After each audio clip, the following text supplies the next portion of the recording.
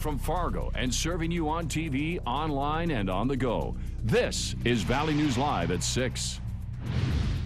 We begin tonight with an exclusive investigation. Within the last 5 years, the state of North Dakota gave back to Marcus Schumacher his right to own a gun. Thank you for joining us tonight. Schumacher shot and killed Officer Jason Mosier last week. He'd also been convicted in 1988 of shooting and killing another man. Schumacher was convicted of a felony back in '88, which automatically meant he could not buy a gun. The Bureau of Alcohol, Tobacco, Firearms, and Explosives says Marcus Schumacher's rights were restored at some point by authorities here in North Dakota, and it was all because of a change in the law. Valley News Team's Bradford Eric joins us now with this investigation. Bradford? 1 week ago, shots rang out in North Fargo and Officer Jason Mosier lay helpless on the street.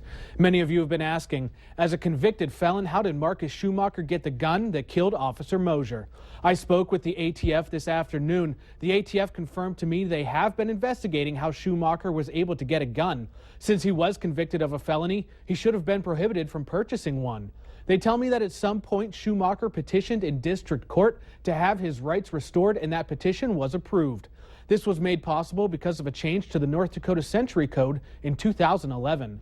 This man, former Representative Dwayne Ducray, proposed changes to the Century Code as a legislator in 2011. Those changes included amending the code to include the following: an individual who is prohibited from possessing a firearm due to a conviction of a felony may petition the district court where they live for a restoration of the individual's firearm rights. I contacted former Representative Dwayne Ducray late this afternoon to find out why the law was changed. He said he couldn't remember why it was amended, but says it was widely supported, and if this is the case, some judge somewhere in the state agreed to Schumacher's request. All right, Bradford, thank you. The ATF directed us to the North Dakota Attorney General's office for more information and clarification. Nobody was available late today to speak with us. Stay with Valley News Live as we continue looking into this developing story. That's what brothers and sisters do for each other, and that's what law enforcement in this metro area does for each other. Everyone from the Fargo Police Department will be able to attend Monday's funeral for fallen officer Jason Mosier. Fargo police are thanking the Cass County Sheriff's Department, which will be taking over Fargo streets for a 24-hour period. Valley News Team's crime and safety reporter Nicole Johnson explains how fellow officers plan to watch the city while others take the day to mourn. The color of the uniform might be different. The professionalism and the ability of the deputy behind that wheel is going to be no different.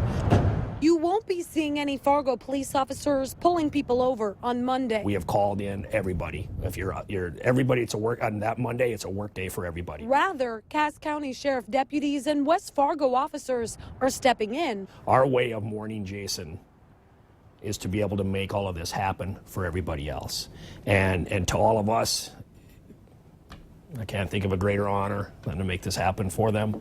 I keep telling people, I said, this is the best community you could ever live in. Clay County Sheriff Bill Berquist says they won't be doing patrol in Fargo since the laws are different in Minnesota, but they are helping in any way they can. I remember when I started law enforcement, that Red River, you never crossed it because, well, we can't go over there, we can't. Now, every time we have an incident, everybody's here. With 2,500 cops in the city of Fargo, probably not a day to be screwing off.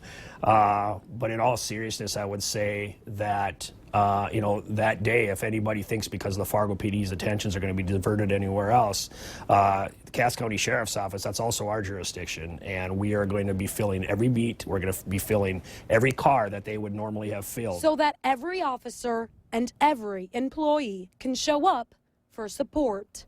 Nicole Johnson, Valley News Live. Those attending Officer Mosier's funeral on Monday at the Shields Arena may run into some difficulties. Small children will not be admitted inside the arena.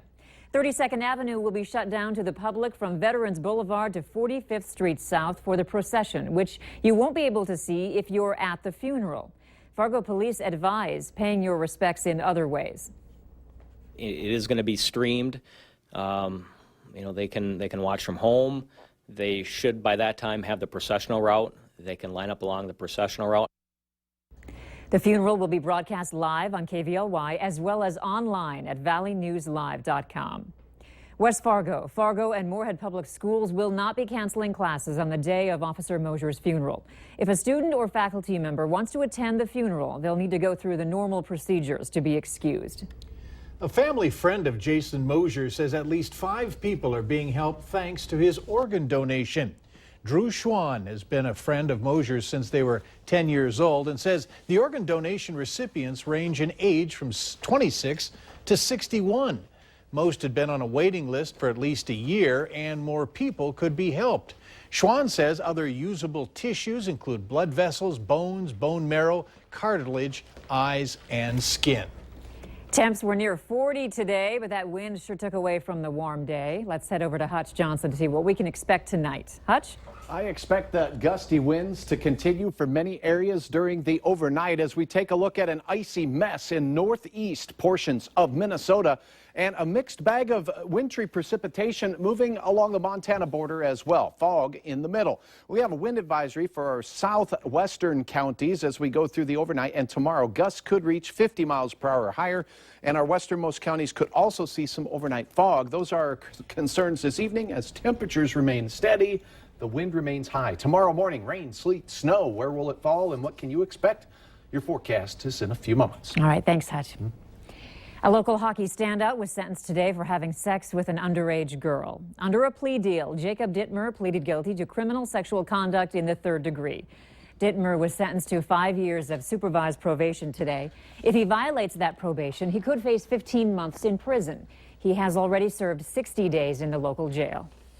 One man is behind bars tonight. Police are still looking for 2 others. B.J. England was arrested by Fargo police for a parole violation after being involved in a high-speed chase. Now, the chase started when police drove through Holly on Highway 10.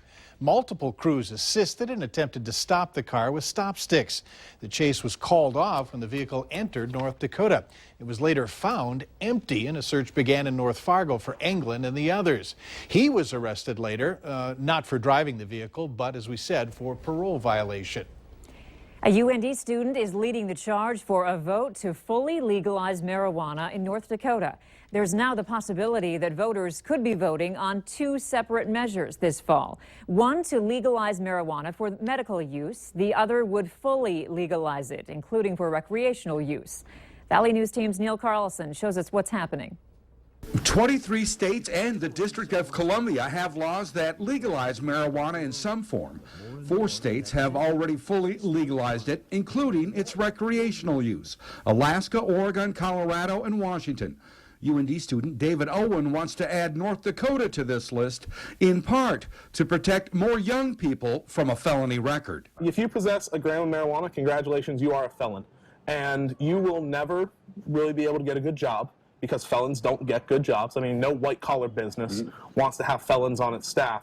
And we have created a permanent second-class citizen who will always be on welfare and whose life will be completely and utterly destroyed just because they made a choice that people happen to disagree with. Secretary of State Al Jaggers says the petition could be approved within the next couple of weeks if it meets all the regulations.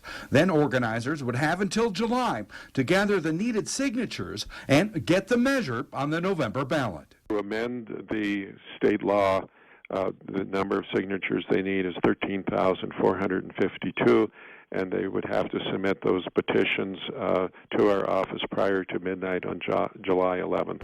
You should have plenty of time to get signatures. It's July. We're not going to have an issue collecting the signatures. There's no doubt in my mind about that. And Owen estimates a tax on marijuana of 20% per year would bring in a pretty good chunk of change to state coffers. Owen estimates it would bring in $80 to $100 million a year. However, Owen also admits that getting conservative North Dakota voters to say yes to the full legalization of marijuana will be a very hard sell. In Grand Forks, Neil Carlson, Valley News Live. Meanwhile, that second petition we told you about, it's already circulating, and it would create a second measure on the ballot to legalize the use of marijuana for medical purposes. I'm not just hitting the gym these days, I'm also changing the way I eat, and so far, it seems to be working out. I've been inspired by the saying, you can't outrun a fork, which means no matter how hard or how often you work out, dropping pounds and keeping them off requires a change in diet. What am I doing? Well, the expert you see there and I spoke with suggested a return to the early days, real early days. Find out tonight on Valley News Live, 10 at 10. I can't wait to hear. It'll be good. It's a secret. I know, I know. Okay, no clowning around here. The work of many volunteers in our community is making a difference at local Ronald McDonald houses. We'll have details later on Valley News Live at 6. I'm expecting rain, sleet, even snow in the overnight with some fog as well. We'll spell out what you can expect in your backyard coming up right after this.